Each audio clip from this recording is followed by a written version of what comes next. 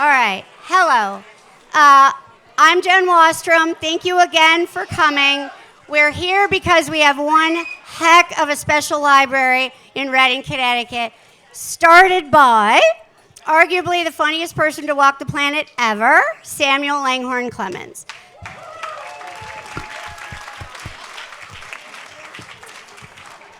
And when he was in his 70s and his wife had died and he lost 2 children, he was writing his autobiography, and he found a man who would help him write his autobiography, and the man lived in a teeny tiny town called Redding, Connecticut. And that man's name was Albert Bigelow Paine. And Albert Bigelow Paine would get on a stagecoach and get on a train and go into New York and sit with Mark Twain so that Mark Twain could expound on his life, and Albert Bigelow Paine would write it all down, and then Albert Bigelow Paine would come all the way back out to Redding, and Mark Twain would be like, ooh, I have an idea, and Albert Bigelow Paine would have to get on the stagecoach and get on the train, and Mark Twain was like, why do you live so far away? And he said, because it's really, really beautiful where I live. You should come see. So Mark Twain got on the train and the stagecoach and came out to Redding, fell in love. In fact, I think the direct quote is, I did not know how beautiful it would be. And the next thing you know, he built a house here called Stormfield. And he moved all his stuff out from New York, and he didn't have enough bookshelves. So he took the 3,000 extra books that would not fit here in his house in Redding, and he said, hello, interesting farmers and artists and neighbors of mine. You need a library. Here's 3,000 books for you to start your own library here in Redding, Connecticut. And and that is exactly what they said. They were thrilled. But, he said, I'm not just going to write you a check and build the building. You guys have to have a stake in this game. So they had quilting bees and pie sales and all kinds of things that you do to raise money back then. And they started to build their building. He had another caveat, besides the fact I'm not going to build you your building. He also said, I never ever want my library to be a municipal library. I never ever want anybody to be able to tell you folks what you can put on your shelves. So you're always going to be an association library. And to this day, we are, of course, an association library. And we love it. Except, that means when our boiler breaks, we can't call up Town of Redding and say, could you please buy us a new boiler? They help us. We go to them and they give us a grant every year, and the Town of Redding's very generous, but we still have to make $400,000 a year, people, in a town of only 9,000. A lot of you are smart. You can do that math. That's a lot of money every year we have to make. But we've gotten really good at it because those pie bakers and those quilter people, that spirit has carried on. And so we have the world's greatest book fair that's 60 years old where we sell used books. And we have an art show where we sell amazing art. And we have a frog frolic that is the greatest kids' country fair this side of the Mississippi. And we have an annual appeal, but we didn't have enough money still. And so we needed a 5th fundraiser. And then, this is what we call Mark Twain pixie dust. Right when you worry so much about your library, twinkle, twinkle, twinkle, a knock on the door, and it's Michael Ian Black.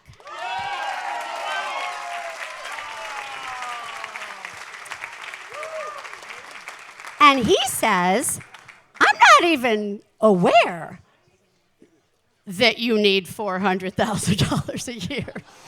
I'm not even aware of your funding, quite frankly. I just know that Samuel Langhorne Clemens was one of the funniest people ever, and Reading is one of the most beautiful places ever, and I travel all around to book festivals and comedy festivals and film festivals, and you guys are missing the boat. If you don't create a fundraiser that has something to do with humor and put his name on it, and ladies and gentlemen, welcome to the Pudd'nhead Festival. Well,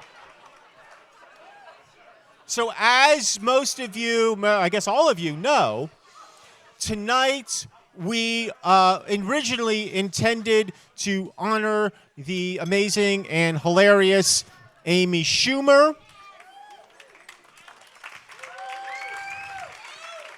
She did the incredible discourtesy of having emergency surgery, which I took personally.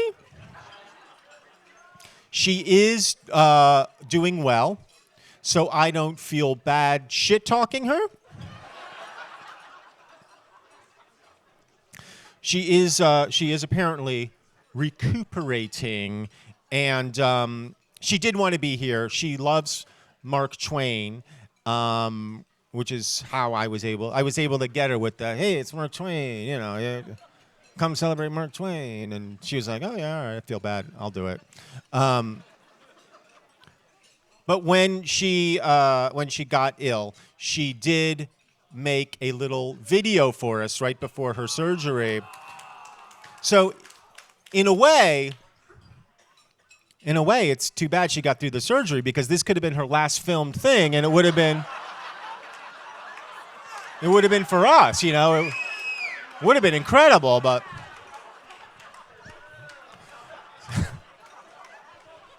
so we have a little video from Amy. Why don't we roll that now? Hi, Pudd'nhead Festival. I am so sad not to be able to make it there. I was really excited. I mean, who doesn't want to be honored? I said yes really quickly. I love Mark Twain. I think he's the funniest comedian who ever lived, and I love that library, and I've been there and visited the grounds, and it's so beautiful, and I would have loved to have been there with you. I have endometriosis, and so I will be resting from getting my uterus taken out. Is that too much information? That was, if there was a specific subscription, if you donated, I think, a certain amount to the library, you actually get my uterus. So I'm really sad to miss the event. And Michael Ian Black, I love you. And everyone, we're all shocked that you've lasted this long with the Me Too movement. But no one's come forward. So we're just gonna enjoy the evening. And I'll be with you in spirit. And I hope to attend a future event. Thank you so much for honoring me. I'm honored. So I don't know who's here tonight, but if you drink enough, and I drink enough, maybe I won't last through the Me Too movement after tonight. We'll see. So Amy pulled out, and we were, obviously like in a panic and in a tizzy, because we, had sold the event and we were all excited. And so we didn't know what to do. And so I reached out to the very first person I could think of to come and do this. And Pauly Shore said no. And that was devastating. That was devastating. But then I remembered that I was friends with TV and film star and all-around hunk Christopher Maloney.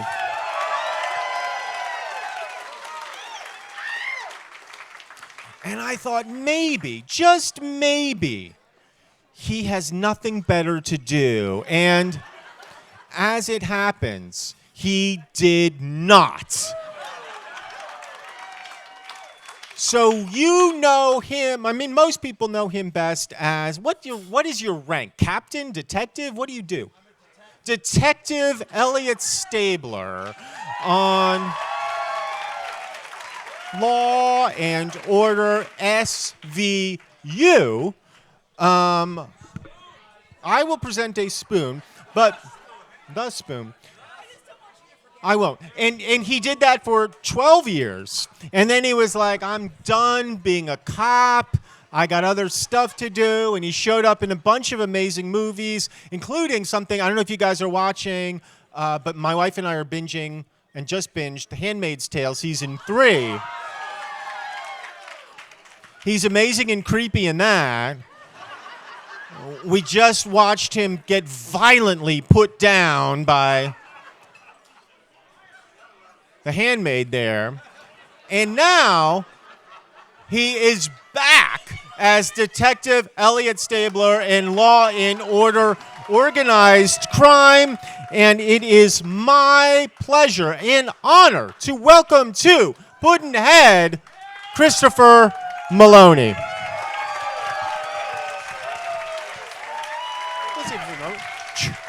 Check. Hello. How are you, sir? I'm doing very well. Hi, Pudd'nheads. Is that okay for you over there? Good? Not too loud? Have a seat. I will. Thank you. Thank you so much for subbing. Thank you so much for being here. It really does mean the world to me personally and the community that you joined us I here am so tonight. shit-faced. This is going to be great. So, I guess I'll start with the obvious question. Oh, no, I'll start with the obvious thing because, so Chris and Amy were in a movie together called Snatched. And that is their connection to each other. And as we were walking over there by the sanctuary, which wasn't, none of this was here a year ago. Mike Morocco conjured up 16 acres of landscaping from nothing. This was a desert over here. This was a nuclear waste site over here 12 months ago. And now, look at it, gorgeous. But we were standing over there, and Chris said, I have an Amy Schumer story for you. And I said, can we tell it in public? He said, yes. I said, then don't tell me. I want to hear what it is when we're in front of the crowd. So let's hear your Amy Schumer story. And very few people have ever heard this story. True story, really funny. It better be, because at this point, now that you said it's going to be really funny. Oh, no. If it's only a little bit funny, we're going to be like, fuck Chris Maloney. That wasn't very funny at all. So, I am doing the movie Snatched out in Hawaii with Amy Schumer and Goldie Hawn. Well, I had a peripheral role, so I did 2 weeks worth of shooting. They said, go away, because we don't want to pay for your hotel room. So I go away, and I came to Connecticut. And I'm vacationing at my lake house here in New Milford, or there in New Milford. And my mother gets gravely ill. Turns out my mother dies. This isn't It's funny. going to get funnier. It really isn't funny at all. And this is just the beginning, folks. So, Snatched needs me. My mother has not quite died. She's not quite passed. But anyway, I fly from New York. I land in LA, and where I get the news she has died. So I am bereft. And now I'm going to take the next little puddle jumper over to Hawaii. I land, nobody knows, just the director and the producers. And they say, oh my God, can we do anything for you? I say, just don't look me in the eye or talk to me, or I'll break down and cry. They said, fine. So I go through my day, because I'm a good soldier. And we have worked the whole day, Goldie, myself, and Amy. And we have one more shot to do, and so we jump into a little Zodiac to go upriver to do a little canoe scene.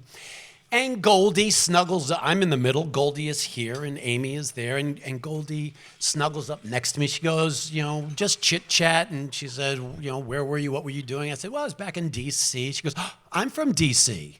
I go, oh, yeah, okay. And she goes, why were you in D.C.? And I didn't want to pretend, so I say to her, well, my mother died. And she goes, oh, my God. Oh, I'm so sorry. I said, well, and so it was so lovely, so nurturing. And Amy is over here, and she has her phone. She goes, what? What did you say? I said, well, I was just telling Goldie that my mother, she goes, hold on a second. Yeah. Uh-huh. Okay, yeah, and I thought that was the funniest joke anyone could have played at me in that moment. Now, And I got it, and I started laughing. But she just wanted, now, once we've done the scene, she came up to me and she said, I just want to make sure that you know that there was no one else on the other end of that line. I was just kidding you. Anyway, so that's Amy. She was lovely. And it's exactly what you need, right? You need a little comedy, you need a little nurturing to get through the whole thing. What an insensitive bitch. Thank you. That's what I was trying to get at. Yeah.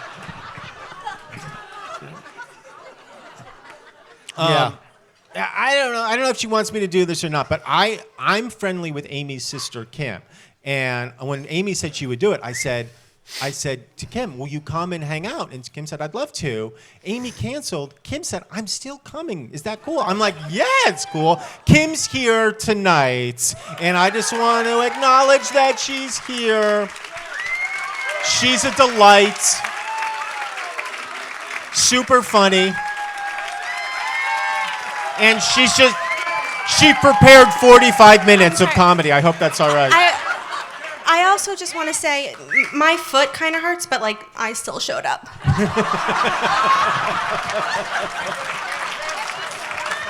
So brave. So brave. All right. I think the question I think everybody wants to know is, you came back as Elliot Stabler. Why? Why did you come back? They paid me. Yeah, that is the correct answer. Come on, That is the correct you answer. know what it is. Law and Order, organized crime. Yeah. What's different about it?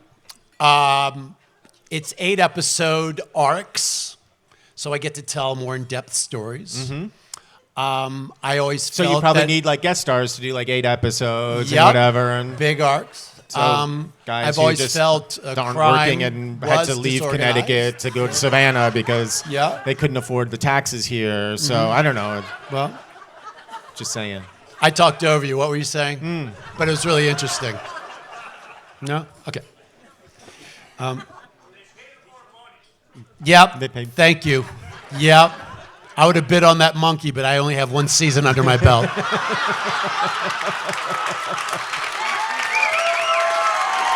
Hey, you give me 2 seasons. That monkey's mine, mother. Don't you wave that paddle at me. And not to brag, I mean, Chris won't brag, but I'll brag for him. I said, did you, the show premiere, he said, yes. I said, how did it do? He said, it almost beat The Masked Singer. So. We're on the hunt. You're on the We're hunt. going to get him. Yep. You almost beat a show where people. You know, and when we were standing over there, Michael, and you know, it's true, once I told you I had an Amy story, you said, that's good because I have no questions for you. That's right. Because, and all I meant was because you're not compelling enough as a person. Right. That there just wasn't that much to like. I get it. Yeah. One of the things that I thought was interesting we were talking about earlier tonight, we were talking about the difference between, because people don't know that Chris is fucking funny. Like, people don't, they think, oh, he's Elliot Saylor and he's the Handmaid's Tale, he's getting, stabbed to death or he's in 42 or whatever he's doing. But he's funny. And you were saying that you really enjoy comedy. And one of the things that I thought was really cool that you were talking about is how, well, why don't you explain what you think the difference is between like comedic acting and dramatic acting and why you're drawn to it? Well, this is dramatic acting. Get out. This is comedic acting. Get out. The point comes after. Yes. Wait, let me see if I can do that. Go. Get out. Yes, very dramatic. Get out. It's a little soon. That was a little close. Oh. It's all in the timing. Oh, okay. Get out. And I met you. That's very funny. Kills. When I met you, you had just come off of the HBO series Oz. Did you guys remember? What else are you going to do on a Reading night? You're going to watch men doing things to other men. And you had just been cast in the movie Wet Hot American Summer. Yes. And the idea was, and they had considered a lot of comedic actors for that part. And they were like, oh, let's get a really serious actor Yes. for the part of Gene, who's the cook at the camp, and Gene is a kind of insane Vietnam vet. And Chris Maloney comes in and steals the movie comedically because he brings this like tough guy energy, this like scary energy to the part. Was that the first like big sort of comedy movie role that you had done? I think it is. Yeah. And it was all you guys from the state. And one of the first times that I ever went to an audition and I actually nailed it. I actually walked out of the audition going, if they don't hire me, they're fools. True story. And I know that, and I think that the way it turned out is they did. They did hire you. They did hire me. Yeah. Would your story as an actor, I feel like you were one of these guys who wanted to be an actor and came to New York, right? Mm-hmm. And took a while. Yeah, I did the bartending, the bouncer routine. I was the worst waiter in the world. Where did you wait tables? A place on it was on Marconi's on University Place, right? And I was the guy who would be like, "So how's everything? How is the food?" And they would go, "It's not very good." And I'm like, "Well, what do you want me to do?" So I didn't have a plan B, right? Because I'd always ever heard and I'd always been part of housing. Oh, everything's fine, right? Because my family's polite. So it's the ad-libbing skills that are so crucial with you. Yep. How's the food? Not very good. You're on your own. And then what was it that was the first job that sort of made it happen for you? Was it Oz? I did a sitcom called The Finelli Boys that was on NBC in 1990, and that got me out of New York. You can hear however much how they went people crazy. love The Finelli Boys. Yeah, huge Finelli Boys. Which actually premiered the same year as the original Law and Order. Ah. But that it was, I did an arc on NYPD Blue. And that kind of got, I don't know, the Hollywood guy saying, there you go. Whoop, whoop. My first job was also NYPD Blue. The first season with David Caruso. I played a gay Puerto Rican street hustler named Joey Diaz. I still remember. And I had like 3 lines, and basically all I did was go like this. I don't know what you're talking about.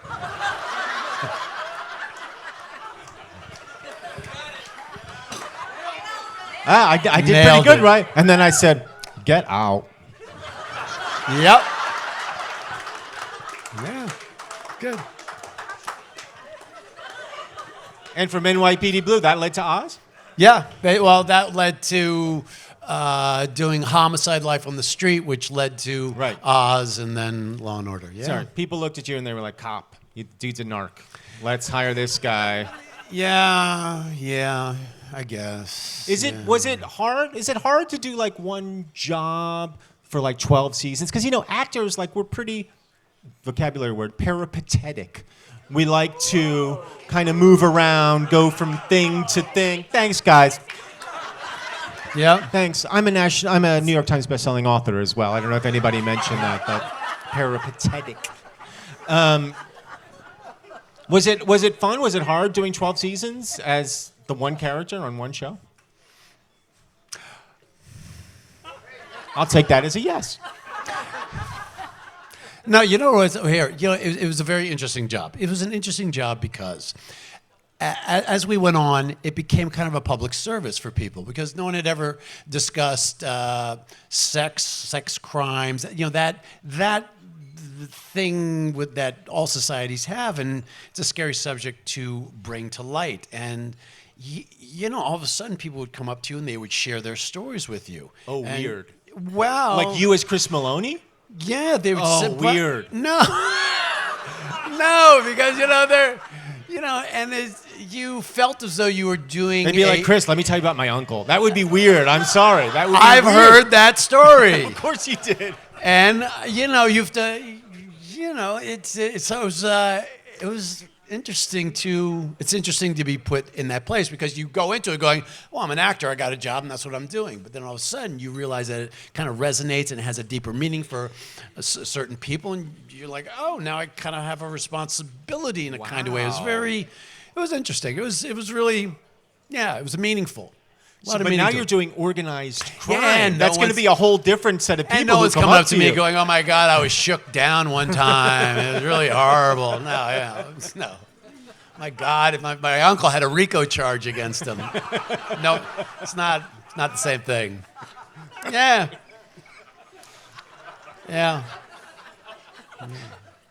What's changed for you, like what's changed about the character, I guess, from then to now? Is something like, has the character changed, or are you coming at it from the same place? You're like, I'm picking up where I left off. Well, let's be honest. The environment has changed, right? You know, you're in a world of defund. You're in a world of a white man of a certain age who Your age. Oh, there you are. Who had poor impulse control, and you know that's getting a bad rap these days. I don't know if you guys read the paper.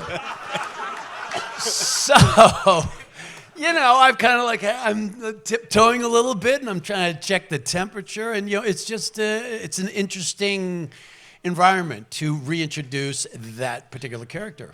And so your way of doing it was to Just break heads and start shooting people. Yep. Did everybody see the cover of, is it Men's Health or Men's Fitness? Men's Health. Men's Health. Cover boy, like 2 months ago. It's like called like Fit at 60 or something. And Yep. he's up there in hot pants and he's doing splits. And it's frankly embarrassing that you did that.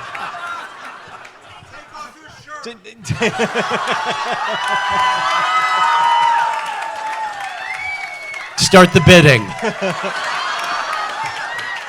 How psyched were you to do that? I thought that was incredible.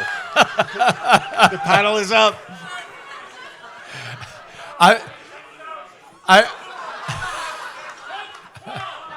It better be more than the monkey. I lost to a monkey. Again. If he gets to take you home, like he gets to take with the monkey, maybe. How much did you have to like do like a special work? I mean, you knew that was coming up, so like, did you have to go nuts, or were you just like, I'm already jacked? Well, no, that was really funny because you know I am with my masseur, the guy, you know, and he's really into, you know, he's a black belt jiu-jitsu guy, and he does workouts and stuff, and he goes, hey, that's really cool about your Men's Health, you know, photo shoot coming up. He goes, you're going to, you know, strip down, right? You're going to restrict your water intake. And I'm like, what's that mean? He goes, oh, yeah, bro. Because, he also used to bodybuild. He goes, bro, you got to, you know, kill the water. Mm-hmm. You know, I'm like, okay. So I didn't have water for like 36 hours. I look so gone, and I was like, what the fuck? So anyway, never listen to your masseur. I don't care what stock I should buy. What stock for how I should. Does anybody have any questions? We'll open it up a little bit for Chris Maloney. He's here. This is going to be your only chance to get workout tips, to share your sexual stories, anything you want to do. That's what I said. This is why I didn't prepare questions. Going. Yeah, you've got a question. Favorite role you've ever done? Well, you know, it's like Robert De Niro said one time. They're like your children, so you like them for various reasons. I mean, you know, it really boils down. Excuse me. Huh? The one that pays the most money. Well, you got me there, but not really. I mean, yeah, no, I don't know. They're all, because you live with them for a while, and they really are so much fun, and the experiences you have with them, you connect in that way. So, and you do it all over the world. We did Wet Hot American Summer in Scranton, Pennsylvania, lovely place. It's no Reading, It's so Reading. huh? Yeah, Uncle Joe. What was the most fun set you've been on that you can think of? Wet Hot was the most fun, without question. I mean, it was summer camp. It literally was summer camp, even though it rained 32 out of 36 days. Yeah. And that was a funny, very funny cast. It was Chris and Paul Rudd and Janine Garofalo and Amy Poehler and Molly Shannon, like a lot of really funny people. Yeah. And that was maybe my most fun set as well. But I haven't been in as many things as you. That's okay. It'll come. The way you said it made it sound like it wasn't okay. It's okay. The way you said it made it sound like maybe it wasn't okay. Your day will come. He wasn't an Ed. Any other questions for Chris Maloney? There's one back here, but I'm just not seeing where you are. Oh, hello. Hi. Mariska Hargitay, who you've spent so much time with. Don't ask. No. She's lovely. I mean, the vibe you get from her if you ever see her talking or whatever on talk shows and stuff. I mean, that's who she is. She's a very big-hearted person, very open, very inclusive. She's started a Joyful Heart Foundation, which helps survivors of sexual abuse. She walks the walk, and trust me, to be pulling the train of be the lead for 22, going now 23 years on a network show, 22 episodes, usually 24 episodes a year. I mean, that is a grueling endeavor, and she really has pulled it off with aplomb. So she's really a special human being. She's great. We've always been friends. We're still friends. She pulled it off with aplomb? Yep. So weird. That doesn't make any sense at all. Yes. I'll take this from now on. Oh, yeah. Go.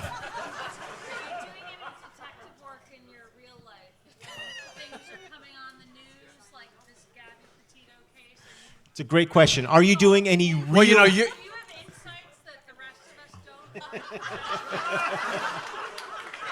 don't? Did you hear the question? We'll talk afterwards. Who killed Gabby? OJ. He's at it again. Even though he was innocent the first time, he's at it again. No, but I'll tell you this. No, but this is just like, you got me, kid, yeah. No, but I tell you what, you know where I didn't get this? You know what I didn't get? No guy goes cross country. Oh, where's my girl? I don't want to answer any questions. And the cops don't say. I mean, I would have busted him on a jaywalking beef, thrown him in the pokey, because that's how we talk in New York as a New York cop. Notes. And I would have grilled him, because we knew, you knew. Come on. Please. Now where is he? Huh? Where is he now? I think he's dead. I think he's in Haiti. He took one of those free flights to Haiti.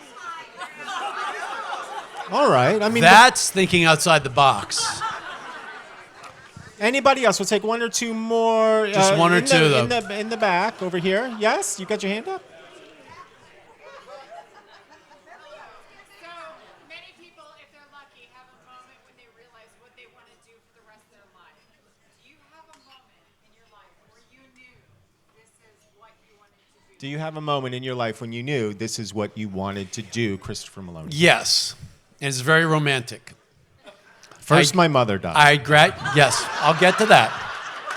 I graduated college, and all I'd ever done was work on construction sites. So there I am in mid-February in a sleet rain that is going sideways because the wind's blowing so hard, and I'm hammering nails. And I'm miserable. But I have no skills beyond hammering nails, which is a fine skill to have, but I'm like, I don't want to really work in the rain, freezing rain. That's not my gig. So I called up a friend of mine from high school. I said, what are you doing with the rest of your life? And he said, I'm going up to New York to study to be an actor. And that's when the penny dropped. And I went, my God, if you can do that, so can I. And a passion was born in that moment. What is that friend doing now? He's a radiologist.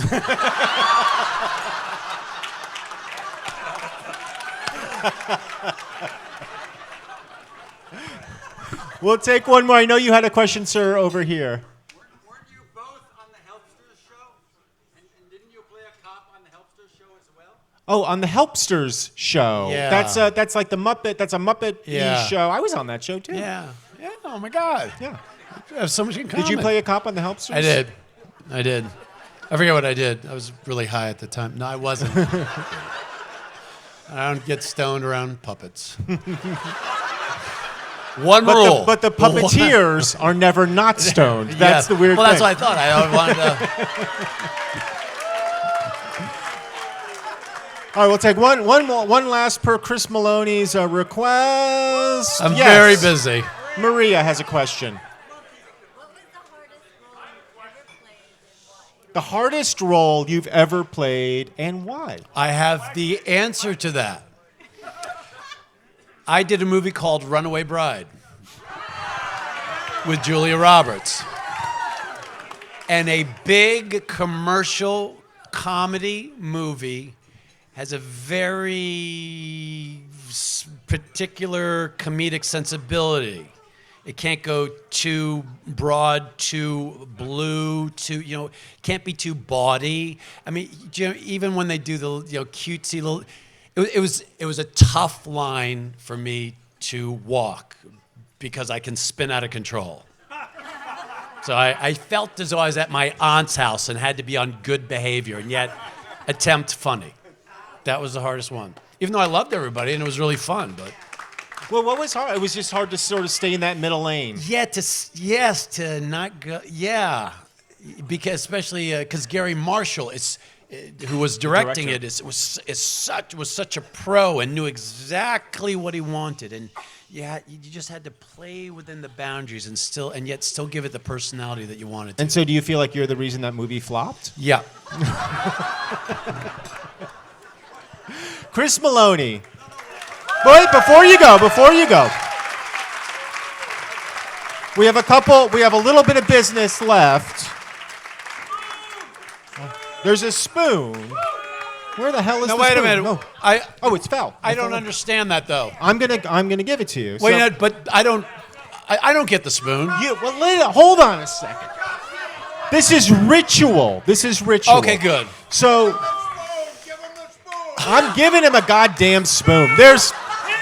Every year at Pudd'nhead, we present our award winner with this spoon. As you can see, the name engraved on here is Amy Schumer, who could not be here tonight, but on behalf of Pudd'nhead, I would like you to let me at least pass the spoon to you, and we will make sure the spoon gets to Amy Schumer. But just so we have the moment of Amy Schumer accepting the spoon from Pudd'nhead. This is the spoon.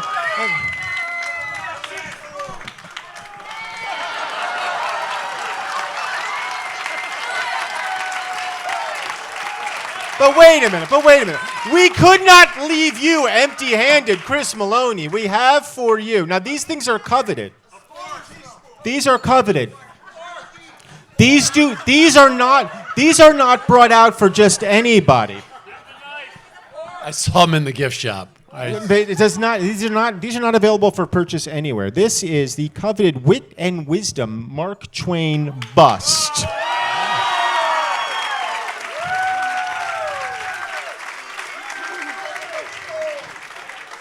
That we give to the runner-up of the Pudd'nhead Prize every year. Chris Maloney, please accept the Wit and Wisdom bust on our behalf. Chris Maloney, everybody, thank you so much. You really saved the day this year. We adore you.